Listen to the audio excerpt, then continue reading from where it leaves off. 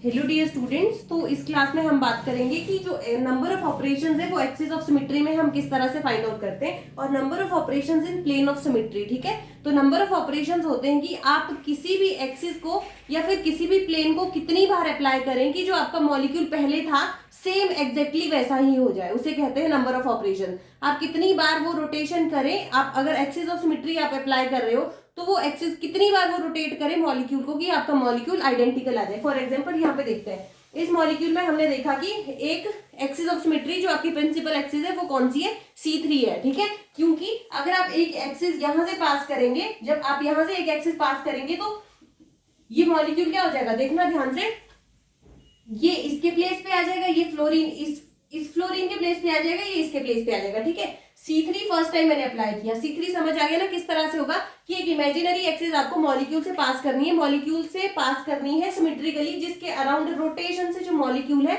वो सिमेट्रिकल आ जाए, इक्विवेलेंट आ जाए कि एटम के प्लेस पे एटम। जब आपने ये रोटेट किया, या फ्लोरीन है, फ्लोरीन के प्लेस पे फ्लोरीन ही आ रहा है, पर जो नंबरिंग है वो चेंज हो चुकी है। ठीक है, तो ये सब एकदम परफेक्ट वैसा ही तो नहीं है जैसा है, देखो F1 के प्लेस पे F3 आ गया है, क्लियर। तो अब आपको क्या चाहिए, आपको ऐसा स्ट्रक्चर बनाना है कि F1 के प्लेस पे F1 ही आ जाए, F3 के प्लेस पे F3 ही आ जाए, F2 के प्लेस पे F2 ही आ जाए। ठीक है, समझ रहे हो ना। अब देखते हैं, मैंने एक और बार C3 अप्लाई किया, तो जब मैंने यहां से मॉलिक्यूल में एक C3 एक्सिस पास की तो ये इसके प्लेस पे आ जाएगा, ये इसके प्लेस पे, ये इसके प्लेस पे, क्लियर। तो जब इसको अप्लाई किया तो आपका मॉलिक्यूल कुछ इस तरह का बन गया। अब फिर से आपको C3 अप्लाई करनी है, तब तक करनी जब तक आपका जो ऐसा पहले स्ट्रक्चर था वैसा ना बन जाए, आइडेंटिकल ना बन जाए। ठीक है, तो जब आपने फिर से C3 अप्लाई किया तो ये F2 F3 के प्लेस पे, F3 F1 के प्लेस पे, F1 F2 के प्लेस पे, तो देखो जो फर्स्ट एंड फोर्थ जो स्ट्रक्चर है आपका वो आइडेंटिकल है, सिमिलर है। तो यहां से हमें पता चला जब हमने C3 थ्री टाइम्स अप्लाई की, 1 2 एंड 3 टाइम्स जब अप्लाई की तो वो आइडेंटिटी के इक्वल हो गया, वो नंबर ऑफ ऑपरेशंस के इक्वल हो गया कि 3 टाइम हमने C3 अप्लाई की मॉलिक्यूल में कि हमारा जो मॉलिक्यूल है वो आइडेंटिकल हो गया, क्लियर। देखो CN टाइम जब हम अप्लाई करेंगे तो उसे हम कहते हैं E, आइडेंटिटी। ये फॉर्मूला है आपका। ठीक है, आप इसमें कोई भी मॉलिक्यूल जिसमें आपकी CN एक्सिस प्रेजेंट है तो उसमें अगर आप n टाइम रोटेशन कर दे तो आपको आइडेंटिटी मिल जाएगी, क्लियर। अब बात करते हैं number of operations in plane of symmetry.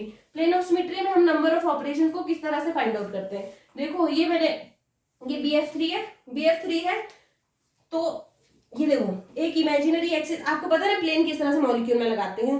तो जब ये आपकी इमेजिनरी एक्सिस है जिसके अराउंड रोटेशन किया था ऊपर, तो जब आपने प्लेन डाला इसमें, इस तरह का प्लेन, ठीक है, इस तरह का प्लेन डाला तो ये कट गया, ये तो कट गया, जैसा ये पोर्शन दिख रहा है वैसा ही आपको ये दिख रहा है। पर जो ये और ये है ना, प्लेन ऑफ POS से होता है रिफ्लेक्शन। क्या होता है, रिफ्लेक्शन, क्लियर।